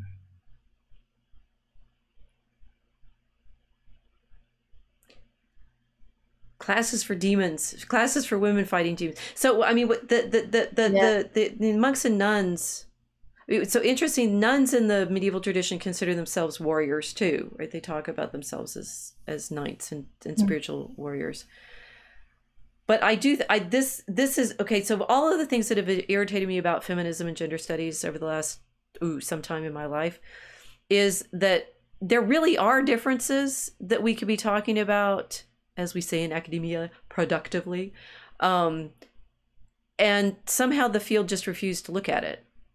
They didn't want to say women are this and men are that, and that for women you can be better at being women if you recognize these temptations and propensities. The thing is, so someone in the chat is asking, Bear Armstrong is saying, what are the 8 deadly thoughts? It's the same as the 7 deadly sins, only with one missing. And if you pause for a second, I can look it up because it's in my blog. There's a blog post I did called Into the Desert on the blog, and it's a meditation on this problem of I started training as a fencer to go into the desert with the monks and to understand these temptations. Let me get to the part where I'm talking about the actual thoughts. Okay, so here, according to Vagrius Ponticus, are the names of the 8 deadly thoughts. Gluttony, or the concern that one is doing damage to one's body by pursuing the ascetic life. Impurity, or lusting after others' bodies. Avarice, or the anxiety to care for one's old age, particularly shame at the thought of accepting aid from others. Sadness, or feeling sorry for oneself and the denial of one's desires. Anger, or wrath at the thought of those who've done one some injury. Acadia, or distraction and sloth, along with desire to abandon the ascetic life. Vainglory, or the desire to show off one's struggles and be commended by others. These guys are living in caves and weaving mats, and they're still worried about showing off, right? And pride, or the conviction that one may be virtuous by one's own efforts without the help of God. So gluttony, impurity, avarice, anger, sadness, acadia, vainglory, pride. And like I said, Gregory the Great transforms these into what the West knows as the 7 deadly sins, and so they're close. But these are the demons of the temptation, and for the most part in the Christian traditions, recognize both men and women suffer from these same temptations, but maybe we have different characters of temptation.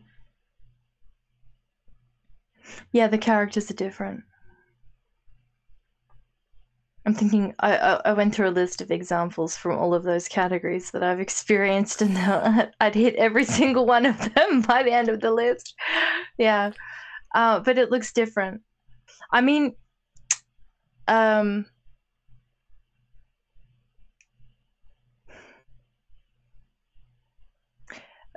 look, a big one for the women online is be nice and be feminine. Right now, a lot of the response and reaction to feminism in the West has been for men to say, oh no, women, stop talking, or behave in a certain way, or you're not very feminine, was one that I've heard a lot. But this just plays on the fear of or it can just play on the fear of women being terrified to look bad, therefore they'll stop telling the truth if it's going to cost them their social status. So it ends up feeding into a kind of pridefulness, or a desire to be liked above truth telling. So the battles that men and women are having against the demons look completely different sometimes.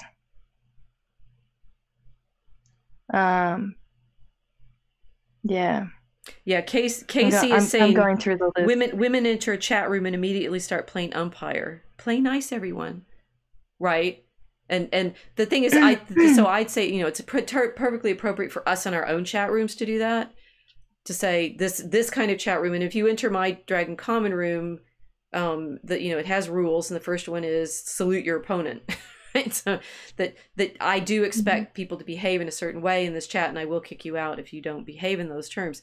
But that doesn't mean that I can go in and do that in everybody else's chat.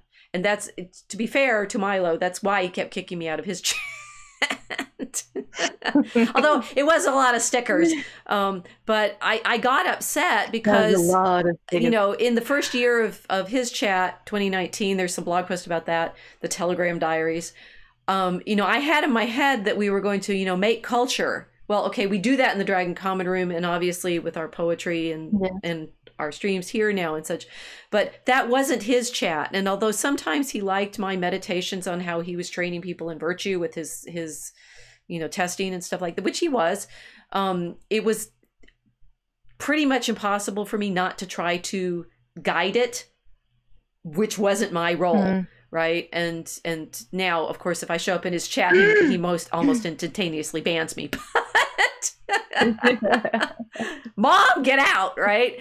And that's important, because it's saying your role here cannot be what it is in your own chat or your own classroom or your own group. Women, you need your own spaces that you are designing and training people in. Right. I think we do train people in appropriate skills and problems, but they're not identical with the men's training ground. And somehow in our, you know, complexity of our internet city, we need to, you know, one, just come to peace with that and some comfort. Maybe the men need their digital kivas and the women need their, you know, teepees or sewing circles or whatever. It's whatever they do, what Milo says, whatever you do. And in those women's spaces that you have, and it's like, we shouldn't tell them. They'll want to learn to knit or something. Well, I've switched over. I mean, I've lived in segregated, sexually segregated environments for quite some time, and enjoyed the difference. I don't think Westerners really want to go into full segregation. I don't think Western men would actually like that at all, for a whole bunch of different reasons. But they say that they want women back in that situation. They don't. They couldn't handle it. It's a very, very different way of relating to each other. And what happens actually is women end up really just forming their own dialect, and they completely, you know, they can speak a completely different language, which men don't understand it. They're dealing with a whole different problem of machinations behind the scenes then. But like I was fighting outside of DCR in the other bouts and other environments, and since I've come out and shown my face to everybody, I've stepped back from that now, because I can understand that unfortunately I can't do that anymore. It's gone. Even though I trust myself enough to be able to do it still. The Mosaic Ark thanks you for your sacrifice. I've lost it. Look what I've given up. But it was a big loss, because I did enjoy it so much. And I get policed. I understand that. I understand it because I've had to experience it myself when I've been in that very playful, combative, and autistic mode. On guard. With the boys gaming. Yeah, yeah. So and then someone has come in and said, "Be nice, you're being so horrible to them. Stop doing this." And then I start snapping, going, "Don't interrupt. We're in the middle of a bout." Yeah. Yeah. Because we always have a laugh afterwards, right? There's no residual afterwards usually, and I think this is something that the girls aren't trained to do. Is like you fight as a woman, and there's months of resentment afterwards that needs to be dealt with. The cleanup process is worse than that train derailment. It's like it seeps into the ground. Just holding on to toxic amounts of resentment, and it's festering, and their bird life is dying. Men aren't like that. It's done. 15 minutes afterwards, no one even remembers what happened, unless it's something really bad. Or unless the women get involved. Yes, that's it. We ruin it. If women get involved in this process, suddenly it's a train derailment. And the cleanup is really, really messy. So having the experience of both, I know you do not nanny and do not police the combat. Don't police the conflict. When men are in demon combat mode, leave them be. It's for the best. It's for everyone's benefit. But yeah, having lost that mode and then gone into another one, just because someone can see my face now, they won't fight with me in the same way. Everything's different. But that's, I mean, what I would say was that's how I got in trouble on the internet in the first place. 3 cheers, right? They respect us, even though they pretend not to. That you're right. The Christian men do have a very high respect for women, appropriately. And it's hard for them. They don't want it. They don't. I mean, this is for the, you know, the fencers. They do need to learn how to fence with us. They have to practice with us because it's a small sport, and you know, not many fencers around. But you know, the men obviously enjoy fencing each other differently than when they fence me, and I get it, right? It's like it's a courtesy to practice with me and to help me practice, as opposed to fencing with another man. Yeah, I mean, we can be cheerleaders. We can game when it's in that mode that you've just described, but we cannot interfere with their conflicts. We need to have a very good understanding of that it would be the same as a woman, you know, interrupting Saint Anthony if he's running out into the desert and saying, "Oh no, don't go, you'll be hungry. There's no food out there. Oh, you know, there's no people, you're going to be antisocial." You know, it's like, why are you interfering? The man is on a mission, leave him be. Right, yeah. It's a very similar thing. But I'm also thinking it's the problem with politics now, right? You throw the women into the mix, and we do really change all of that very significantly. So that the men can't actually, I was having a conversation in the park today, and you know, the man I was talking to was saying, why can't we go back to the way politics used to be? And I'm like, that you know, the 19th century parliamentary debate kind of thing. It's like women in that situation will do what they do in all other kinds of male combat, is wreck it. That the men won't be able to just bout it out, because they'll be either deferring to the women in one way or the other, or the women will be trying to. Casey has also said men will haze each other almost immediately to size up the other men to see if they can take it. Exactly. Right? So Milo sees the guy, starts hazing him. If this woman comes in and starts interfering with that moment of hazing, that destroys everything. It means that Milo won't learn who the man is, except for he's listening to his woman too much. The man won't learn whether he can answer Milo well enough. The woman has, in fact, tried to take charge of the whole situation, which is not appropriate necessarily in that situation. Guess what, ladies? If you like watching men joust, go to the joust. Watch them. But don't jump in and start dragging the horses around. I had a really good experience once. I went with a friend of mine to see a boxing match. I don't think I've said this on the stream yet, so like tell me if I'm repeating myself. It was fantastic. Live boxing, semi-professional. Things are still a little messy, so it's kind of a cool vibe. A little bit dungy. You know, you feel like someone might get shot behind the gym, but not. I don't know. It was kind of a weird thing. It was cool. So we went, and my friend knew the fighter, one of the fighters, and so we said hi to him before the fight, and he was a really lovely guy, and then walked away. And the guy who took me to the fight, he said, "I'll notice a difference in him when he comes back out." I was like, okay. And we were chatting, and "Oh, how'd you meet him?" "Oh, he's really lovely family man, blah, blah, blah, blah, blah." Anyway, they call for the round to start, and out walks a completely different person. Yeah. Completely different person. It was like he was possessed, and not necessarily in a bad way. You know, it wasn't like, oh, you're possessed by demons. He was in a completely different mode. He was there for war.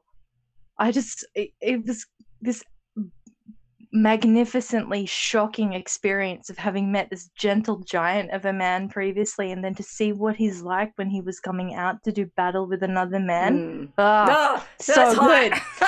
hot. So yeah, it was really good. So I don't know why women want to stop this process.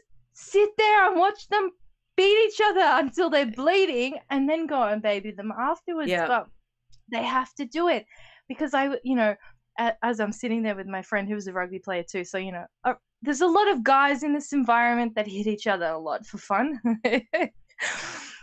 but they need it.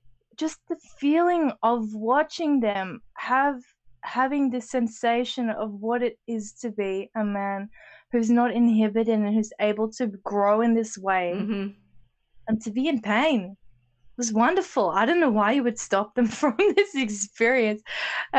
Anyway, it was magnificent. So it's like watching them box. It's like watching a ring fight. And that could be applied to anything else. But the internet space, I think a lot of people, they want that. They want to be there for a ring fight, and then girls are jumping in the ring and saying, "No, don't, you're being mean." No. We're robbing them of combat.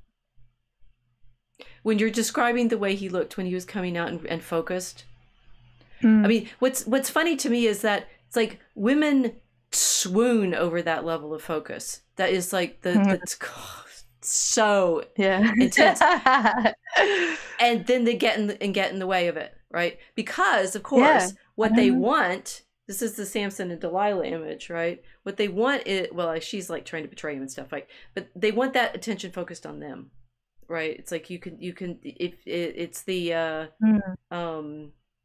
in Pirates of the Caribbean, when the dad, whose name I forget, is looking at the sword that Will Turner has made, and he's saying, maybe it's when the former fiance is looking at the sword saying, any man who could make this should know how to take care of a woman, right? It's like we're judging the men's ability to take care of the women on the basis of their ability to focus in these moments. And so you do, I mean, you want, like the image I was using with the going to the joust, it's like that the quintessential chivalric performance, the joust, right, which is very rich men and very expensive equipment running and banging into each other with horses and swords and such like that. It was it's a luxury sport. That to be able to do that is to prove something real. And in Prince in Knight's Tale, when the Heath Ledger character is talking to the woman, and she's like teasing him, saying, why are you doing this? Boy with the horse with a stick, right? But on the other hand, she's there watching the jousts, recognizing that they're jousting for their own. Well, it's complicated, right? But they need to compete with each other. And they also obviously are doing it in the situation of wanting the women to be watching. You don't want women doing that. It's like, fine, we can fence, but we're over there, right? It's not the same. Yeah. It's not the same activity, which is why women's sports are not the same level of attention and money and engagement that the men's. Although obviously, what's happening in the men's sports is probably also corrupt and gambling and stuff like that. But it's like we need to see them competing against each other, and we women may like the competition ourselves, but are not in the same game. No, it's a completely different game. And that's why the men are in monasteries away from women. Yeah, because they need to bout those demons. Yep. And what's interesting about them, and the monks are out there battling demons. And interestingly, of course, throughout the Middle Ages, the community understands that the men in those monasteries battling the demons are helping the entire world. That it's like there's maybe we need monasteries of demon battlers on the internet. There you go. I wonder who would set one of those up. That you are, there's some kind, the energy changes if just there are enough monks on Mount Athos, or in the Cistercian monasteries, or those monasteries out in the wilderness are like power stations of some very significant sort. which is why in Rob Crozie's book, the Templars, I mean, that you have a monastic discipline to deal with this level of battle. It's both physical and spiritual.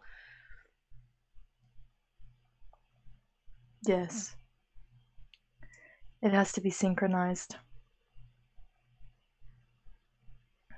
So Odin gave us another super chat for my answer on fencing. So thank you again. Got a smiley face, right? Odin saying it can be very good for young men to compete in these ways. Important, absolutely important. Odin, yes, there is a naturalness to the competition, but have to nix the corruption 100%. Yeah. And that's, I mean, it's like the parasites that feed off of everything, real and good. So the sport of itself is real and good. It's the parasitical feeding off of it that kills it. All these young men that are, you know, being turned into the NFL players and such that are being corrupted in their sport because of money and I mean, obviously they get paid a lot of money, but the drugs and stuff that they're giving them to keep them competing. And you're robbing them of everything. Is that moment of focus when you go into combat.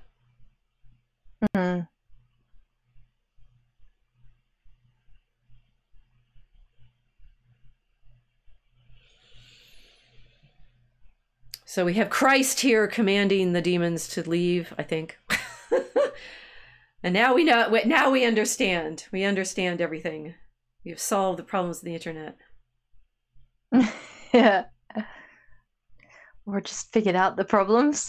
Well, knowing how to train is a big one, right?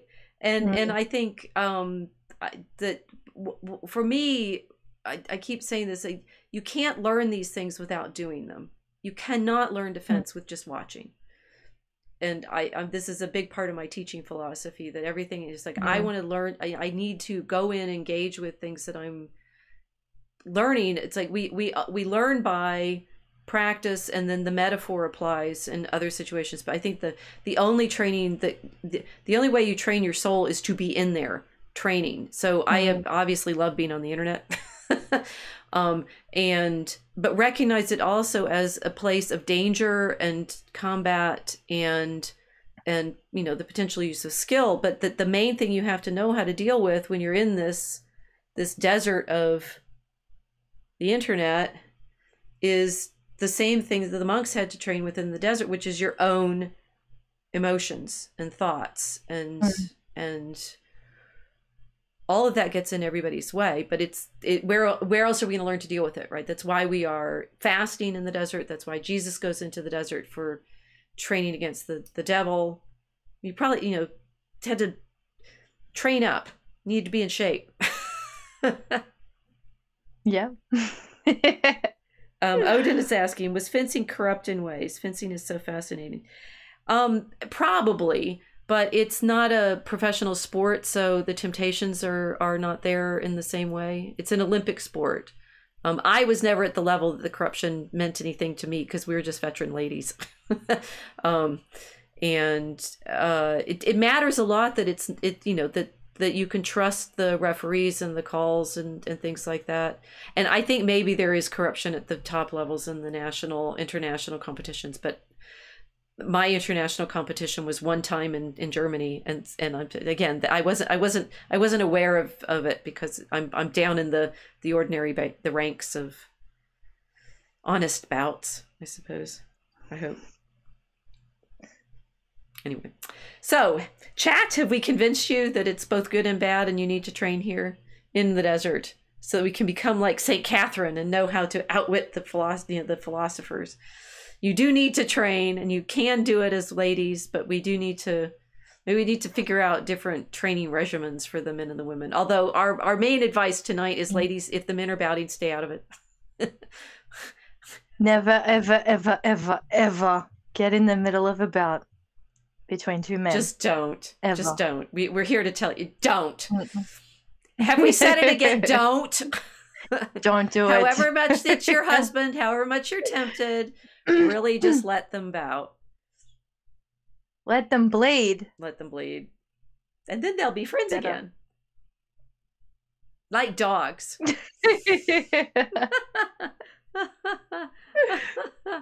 It sounds mean when I say it. I know. I can hear myself, and I know how mean it sounds. It sounds cruel, but it's not. It's good. You have to let them bleed. Then they grow. And we need to learn as ladies how to deal with all those emotions when we get cut off. And they don't smile at us in the way that we wish they would. We feed on attention, you know.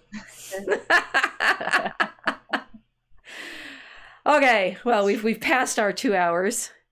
2 hours and 27. Well, whatever. Anyway, thank you for joining us. We will carry. We promise to continue to sail into choppy waters and bring back lessons for you. Where shall we go next? We don't know. We do kind of plan in advance, but we don't quite know where we're going each week. So join us next time. Bye-bye.